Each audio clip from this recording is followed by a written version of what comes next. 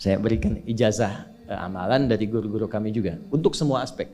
Jadi kalau ilmu insya Allah meningkat lebih kuat, kalau bisnis, kalau bekerja itu lebih lancar dan dilindungi oleh Allah, ya berkah. Kalau di birokrasi, di kedudukan, di apapun, itu pun diangkat oleh Allah dengan cara yang baik dan terhormat. Ya, karirnya di semua aspek.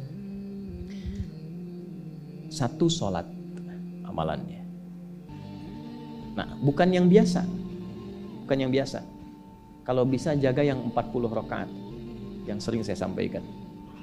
17 rakaat sholat fardu. Sudah? 12 rakaat rawatib. 11 rakaat yang tahajud. Jumlahnya 40. Ya. 17 rakaat sholat fardu. Kalau ini wajib. Kalau wajib standar. Ya. Mau kaya, mau tidak, ya sholat 17 rakaat juga. Mau pintar, mau tidak, 17 rakaat juga. Jelas ya? Rumusnya 24, 4, 3, 4. Ya, itu ya, nomor aksesnya. 24, 4, 3, 4. 2 subuh, 4 zuhur, 4 asar, 3 maghrib, 4 isya. Ya, jangan sampai miss call. Kalaupun miss call harus khairayyarah. Ya kan? Bukan syarrayyarah. Baik, pasti yang miss call muadzin. Allahu akbar, khairayyarah. Ya. Baru adzan belum qomat syarrayyarah. Pas ya? Oke. Teruskan, yang 12 itu hadisnya sahih. Perhatikan baik-baik. Man shalla isnatai asyrata rak'atan fi yaumin wa lailatin. Siapa yang menunaikan salat sunnah 12 rakaat yang mengiringi salat fardunya siang dan malam. Sudah, arba'an qabla dhuhri, 4 rakaat sebelum zuhur. 4 rakaat sebelum zuhur. Teknisnya bisa langsung 4 atau 2-2. 2 kemudian salam, 2 rakaat lagi salam. Jelas? Baik. Kemudian arba'an qabla dhuhri, rak'ataini ba'daha, 2 rakaat setelahnya. Setelah zuhur 2 rakaat. 4 tambah 2 berapa? 6. Rak'ataini ba'dal maghrib, 2 rakaat setelah maghrib. 6 tambah 2 8. Rak'ataini ba'dal isya, 2 rakaat setelah isya. 8 tambah 2 10. Rak'ataini qabla al-fajri, 2 rakaat sebelum subuh. 12 ya. Nah, jaga yang 12 ini. Jaga yang 12. Kalau sebelum zuhur tidak memungkinkan 4, misal sebelum zuhur, karena kasusnya bisa berbeda. Ada Ibnu Umar, Abdullah bin Umar radhiyallahu taala anhuma, menemukan kasus berbeda seperti Anda di kantoran waktu singkat saat Ramadan, kan? Dapatnya cuma mungkin 2. Maka ada hadis dari Nabi sallallahu alaihi wasallam, riwayatnya Ibnu Umar. Qala au kama qala hafidtu an Rasulillah sallallahu alaihi wasallam 10 rakaat. Saya hafal dari Nabi 10 rakaat. Kalau tidak sempat sebelum zuhur 4, boleh 2. Nah, dari Ibnu Umar ini sebelum zuhurnya 2 rakaat. Sebelum zuhurnya berapa? 2 rakaat. Jadi kalau bisa 4, kalau tidak memungkinkan berapa? 2. Orang yang terbiasa 4, lalu karena kondisi tertentu dia mengerjakan 2, tetap dicatatkan oleh malaikat 4 jumlahnya. Dari mana dalilnya? Hadis. Idza maridal abdu aw safar kutiba lahu mithla ma kana alaihi muqiman sahiha. Kalau seseorang sakit atau bepergian jauh atau dia sedang punya uzur syar'i seperti 2 hal tadi dan tak mampu melakukan amalan rutinnya seperti biasa, maka tetap dituliskan pahalanya sempurna seperti rutin dan mukimnya. Contoh, Ibu mohon maaf ya Bu ya, mohon maaf. Perempuan dalam keadaan suci, sholat subuhnya berapa rakaat? 2 ya, 2 kan nggak mungkin 3 kan? Baik ya, 2 rakaat. Sholat qabliyahnya berapa rakaat? 2 rakaat. Baik. Setelah itu baca Quran nggak? Alhamdulillah. Misal 1 halaman, kan? Misal. Ibu kerjakan saat suci. Saat sedang tidak suci, masa haid tiba, sholat tidak? Tidak. Baca Quran tidak? Nah, kalau punya kebiasaan sholat, baca Quran, dan tiba masa haidnya, itu pahalanya tetap dituliskan sesuai kebiasaan. Harus tahu itu. Makanya manfaatkan, karena kalau sudah tiba masa monofos, sama. Itu Allah tuh memberikan kemuliaan khusus. Makanya Bu, kalau ngaji dengan ustadz-ustadz tertentu, bikin kurikulum ngajinya fikih perempuan aja, gak usah jauh-jauh. Fikih perempuan. Keluarkan, karena banyak pahala mengalir di dalamnya. Ya. Dan kadang-kadang saya suka bingung kalau bahas fikih rumah tangga itu kenapa yang tegang-tegang gitu. Sekarang fikih parenting sekarang tuh kayaknya menegangkan antara surga neraka aja tuh. Tanggung jawab suami, hati-hati dengan istri. Padahal Qur'annya mengatakan rumah tangga itu penuh dengan permainan yang menyenangkan. Yang ada banyak candanya. Gitu. Coba keluarkan tuh hadis-hadis itu ya. Ibu tahu salah satu istri Nabi ada namanya Sayyidah Saudah binti Zam'ah. Itu sepuh, Bu. Usianya sekitar 70 tahunan ke atas. Dan beliau, Nabi SAW bangunkan rumahnya, itu kamarnya di samping Sayyidah Aisyah, dekat situ, dekat Raudah. Sepuhnya luar biasa, hobinya bikin makanan, masak. Satu kali ketika beliau sedang ngolah tepung, Nabi pulang, pas kemudian bagiannya Sayyidah Saudah binti Zam'ah datang sedang ngolah tepung, atau dalam riwayat atau kama hadas, itu dicolek tepungnya, bermain bercanda, dicolekkan di keningnya, di kening istrinya. Nah, itu sudah sepuh, dicolekkan, masih bercanda, masih tertawa. Kalau bahasa kita masih panggil sayang gitu. Ini kapan kakek nenek masih bilang sayang dan canda. Ini penuh dengan demikian ya. Ini yang mau saya kembalikan deh, ya nilai-nilai tadi. Jadi kembali ke sini, Bapak Ibu sekalian, kembali ke sini. Ya urutkan lagi, kita agak cepat masuk ke dalam pembagiannya. Detil pada pembahasan ini, satu salat 40 rakaat. Sudah? Yang fardu sudah dalilnya, yang rawatib sudah, terakhir yang 11 rakaat yang salat malam. Ya, 11 rakaat yang salat malam. Nah, ini 11 rakaat ini bisa warming up dulu 2 rakaat tanpa baca surat Al-Fatihah saja. Di Allahu Akbar langsung Al-Fatihah, tidak pakai iftitah, tidak pakai surat selain Al-Fatihah. Allahu Akbar, ya, a'udzubillahi minasyaitonir rajim. Bismillahirrahmanirrahim. Alhamdulillahirabbil alamin sampai waladhdallin, selesai amin langsung rukuk. 2 rakaat. Seperti itu. Itu namanya khafifatain. 2 salat ringan warming up untuk persiapan supaya hatinya itu bisa khusyuk, badannya bisa agak anget sebelum memulai tahajud. Barulah kemudian tunaikan 2 rakaat setelah itu, 2 rakaat setelah itu, 2 rakaat setelah itu, ujungnya tutup dengan 1. Ya, itu riwayatnya ada di dalam riwayat Abu Daud nomor hadis 1367 dari Ibnu Abbas radhiyallahu taala anhuma.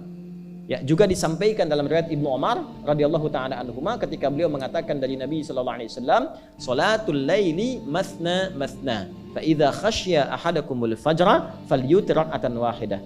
Kalau pengen mulai tahajud 2 rakaat dulu. Sampai merasa enak. Dan tolong ingat ya, tolong nggak usah panjang-panjang dulu suratnya. Untuk berlatih 11, mulai dengan 2 dulu. Kalau belum sempat 11, 2 dulu. 2 rakaat aja, tolong mohon jangan paksa tambah 2 rakaat. Itu pun bangunnya jangan terlalu malam. Jangan terlalu awal malam. Subuh jam berapa sekarang? Terjadi perbedaan pendapat. Oke, 4.25 lah ya. Misal 4.21, 4.20 lah. Pas ya.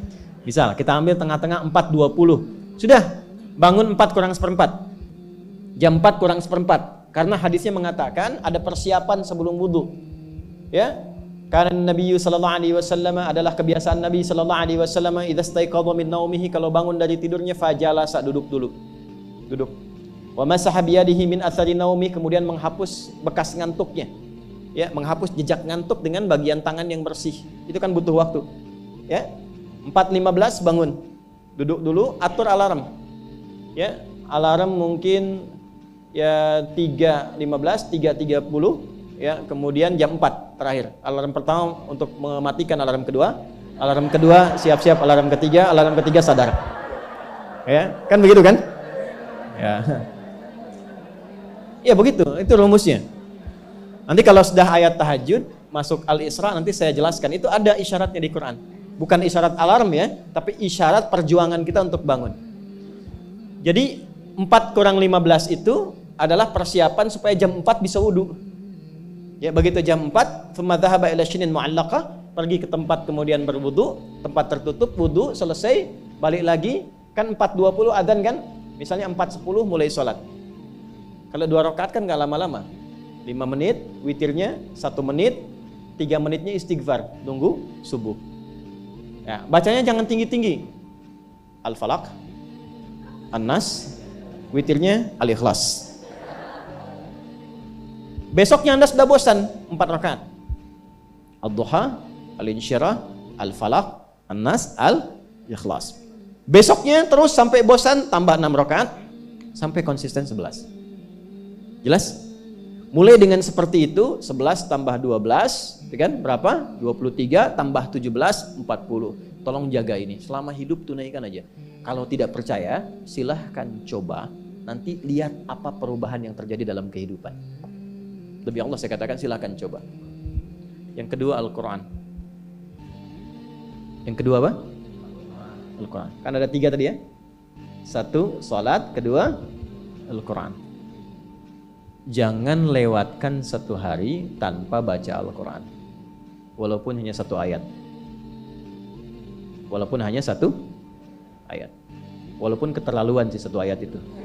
Ya. Alif Lam Mim dah. Pesan Ustaz kan 1 ayat. Nun dah. Okay. 1 halaman. Nah, biasanya begini, semakin banyak dibaca, semakin terjadi perubahan yang berbeda. Kalau ingin nguji begini, hari ini baca 1 halaman, besok baca 2 halaman. Nanti lihat perubahan yang terjadi antara hari ini dengan besok. Pasti ada pengaruh.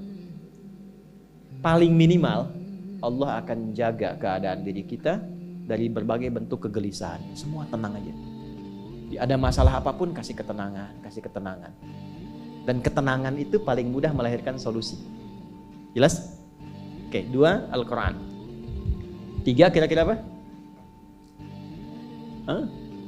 3 apa kira-kira? 3 jaga wudhu. Gak pakai jaga wudhu. 1 salat, 2 Al-Quran, 3 apa? Jaga wudhu. Apa dampak psikologisnya jaga wudhu? Tidak ingin batal wudhunya. Kalau orang tidak ingin batal, maaf kalau kebanyakan bohong batal tidak. Maksiat, itu batal maknawi. Makanya orang punya wudhu itu pasti kalau dia selalu jaga wudhunya akan terjaga dalam kebaikan. Karena fungsi wudhu salah satunya mencegah maksiat. Itulah sebabnya setelah wudhu kita doa taubat. Coba selesai wudhu kok taubat. Asyhadu an la ilaha illallah wa asyhadu anna Muhammadan Rasulullah. Kemudian Allahumma ja'alni minat tawwabin. Ya Allah, jadikan aku orang yang selalu tobat, bebas dari maksiat. Itulah rahasia wudhu. Salah satunya menjaga seseorang dari perbuatan maksiat. Ya, tidak bermaksiat, jaga wudhu. Saya itu banyak bercanda dengan keluarga, termasuk anak-anak. Bercanda terus, tapi serius dalam 3 hal. Salat, Quran, dan jangan pernah bermaksiat. Itu kalau anak saya itu pegang, Bu, Pak, ini cerita aja ya. Pegang mushaf gak benar aja, itu bisa saya lempar dari jauh. Minimal saya teriaki. Pegang mushaf gak benar, bukan gak baca. Pegang mushaf, misal mushaf harusnya begini, misalnya dia pegang begini, atau taruh di atas paha, kaki, misalnya apa, itu bisa saya lempar dari jauh. Perbaiki. 3 itu serius. Ya, karena itu adalah sesuatu yang bisa merubah kehidupan kita, dan itu yang paling memuliakan kita dan dimuliakan kita dengan itu. Itu poinnya. Tapi yang lain kita bisa bercanda. Sholat jangan main-main. Karena itu inti kebahagiaan hidup kita. Dan maksiat itu yang paling fatal mengantarkan pada kehidupan akhirat yang buruk. Neraka itu kan karena maksiat. Nah, 3 itu ya, tolong jaga, nanti lihat perbedaannya. Silahkan bedakan rasanya, rasakan bedanya dan pasti akan terasa bedanya.